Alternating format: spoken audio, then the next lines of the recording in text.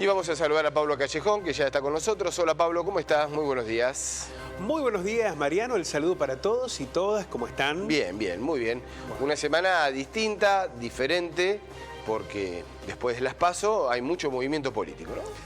Hay mucho movimiento político y me parece que tiene que ser también un momento para la reflexión. No sé si te ha pasado, yo en estas últimas horas, cuando uno se trata de alejar un poco de toda esta locura, el vértigo que implica la adrenalina, los nervios, las ansiedades, las expectativas y tantas otras cosas que pueden girar alrededor de un resultado electoral, cuando te alejas un poquito y empezás a decir, bueno, si no la vimos venir, si nadie entendió este resultado, ¿no será que nos estamos alejando en el análisis de la realidad? Digo, los políticos, los encuestadores, los periodistas, los analistas, los economistas, ¿no será que estamos viendo más un microclima que la realidad propia de la gente?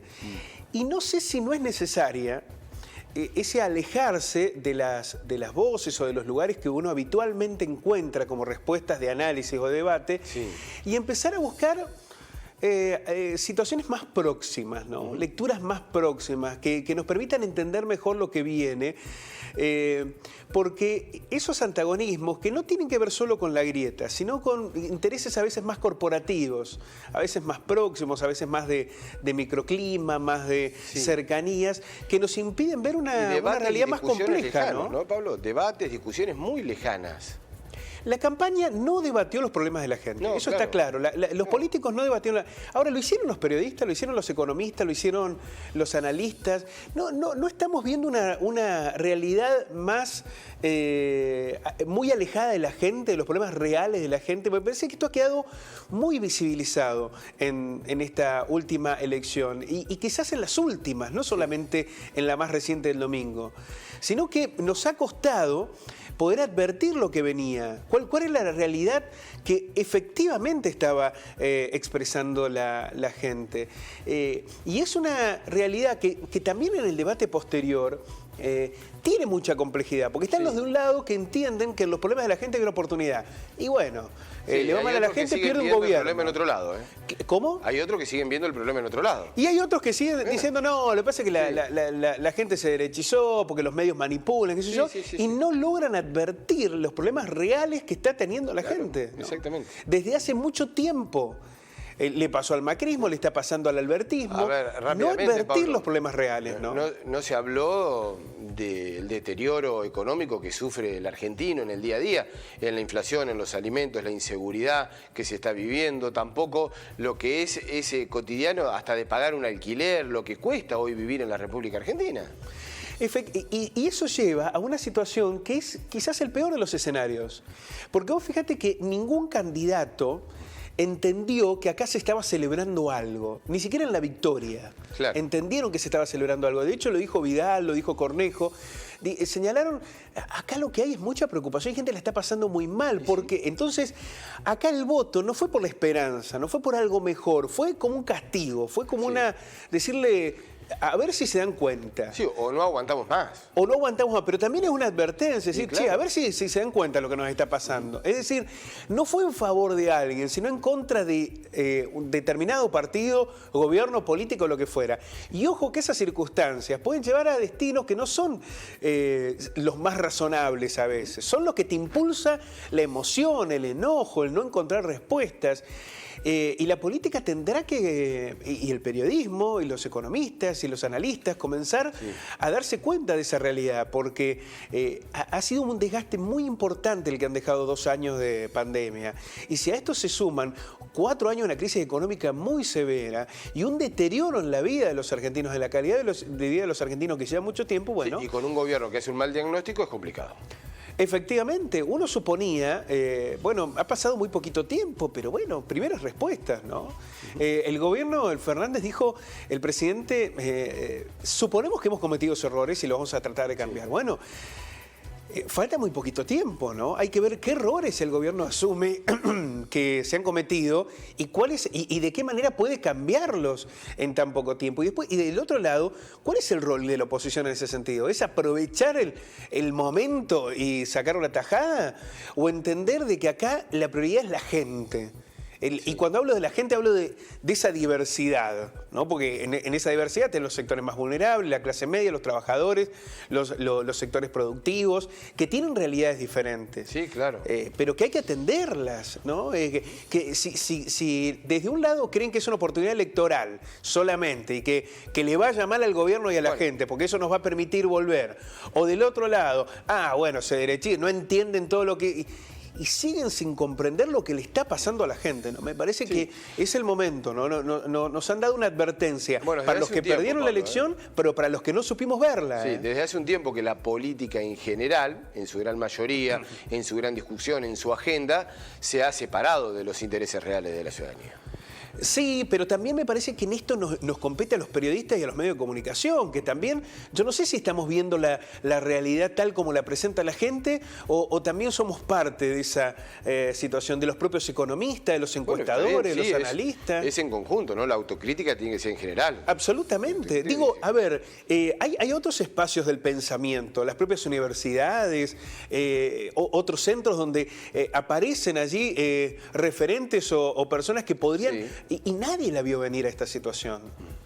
Y estamos viendo cómo hay realidades que se imponen sin que haya una advertencia previa y que está vinculada necesariamente con la lectura que está haciendo la gente.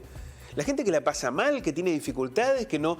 hay pero Pablo, pero están sobre la mesa, porque vos tenés el 50% de pobres. ¿Y cómo le esquivas a eso?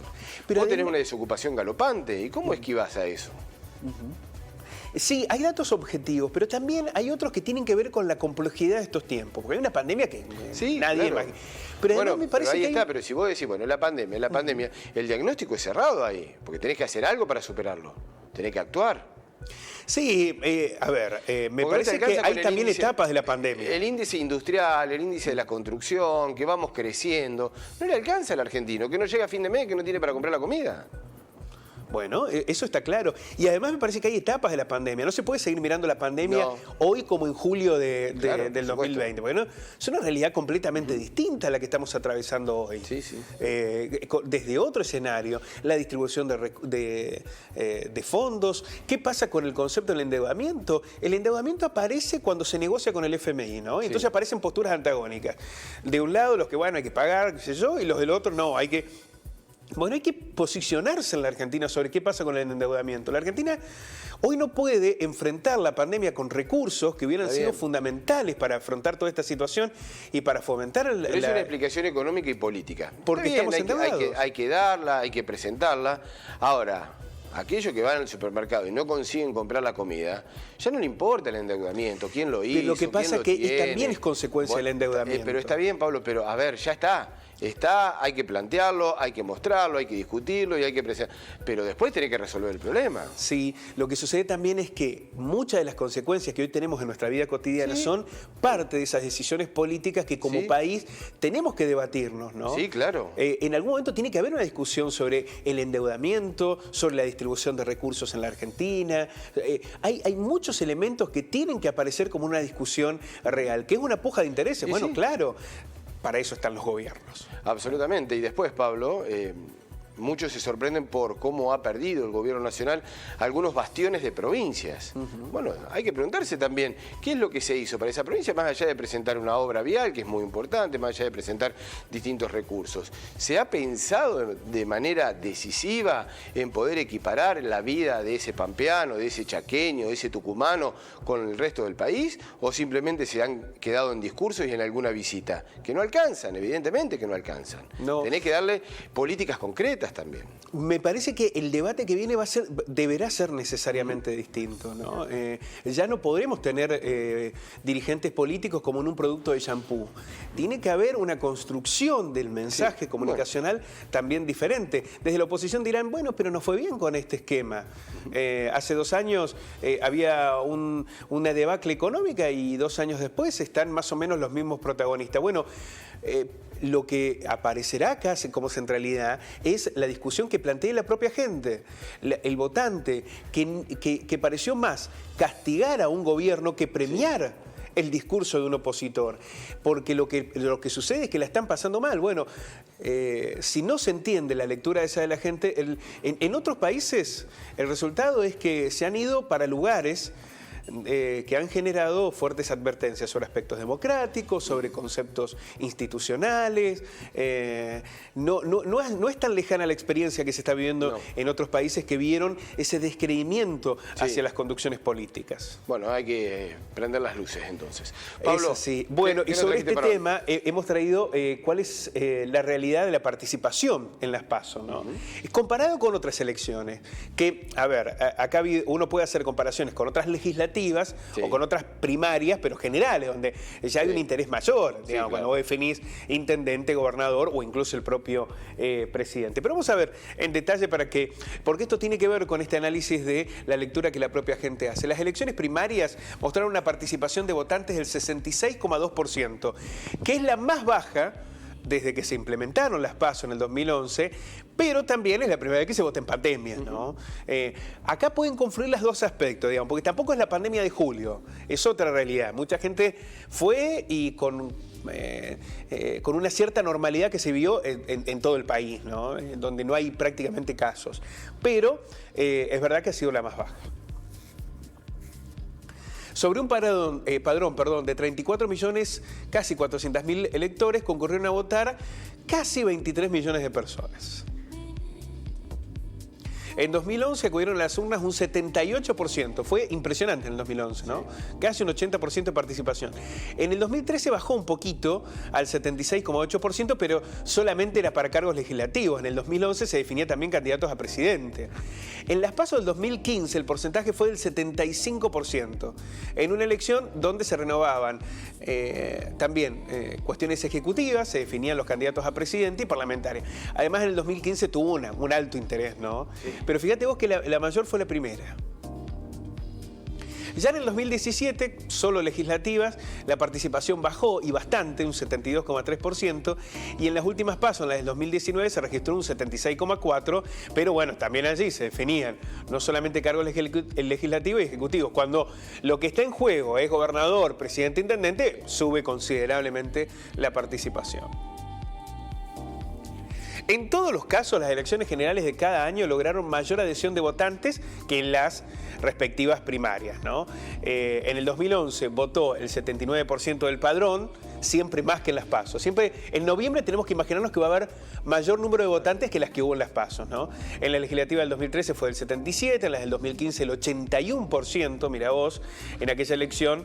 Y en la segunda vuelta, cuando Mauricio Macri se consagra presidente, el 80% de los votos. El 80% de las personas que fueron a votar. En la legislativa del 2017 votó un 77% del padrón. En la del 2019, en la elección que gana Alberto Fernández, votó el 81% del padrón. El número más alto de toda la historia democrática se dio en el 83%. Bueno, había una necesidad de votar allí. El 85,6% del padrón votó en aquellas elecciones que ganó Raúl Alfonsín. Pero allí vemos un elemento que seguramente va a impactar en el análisis para noviembre también, ¿no?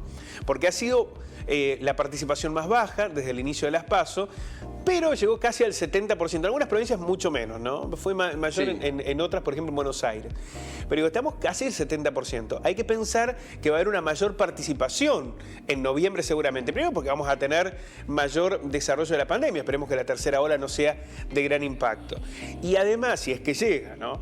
Y además porque allí realmente se define la elección. Acá se definieron los candidatos. En noviembre se define la elección. Y me parece que también, sobre todo por el resultado que generaron estas PASO, va a haber una mayor movilización. Uno debe pensar en el oficialismo. Bueno, habrá que ver cómo ese mayor número de votantes termina impactando en el resultado, ¿no? Exactamente. Pablo, muchísimas gracias. Abrazo grande, nos encontramos mañana. Hasta luego, nos encontramos mañana. Chau, chau.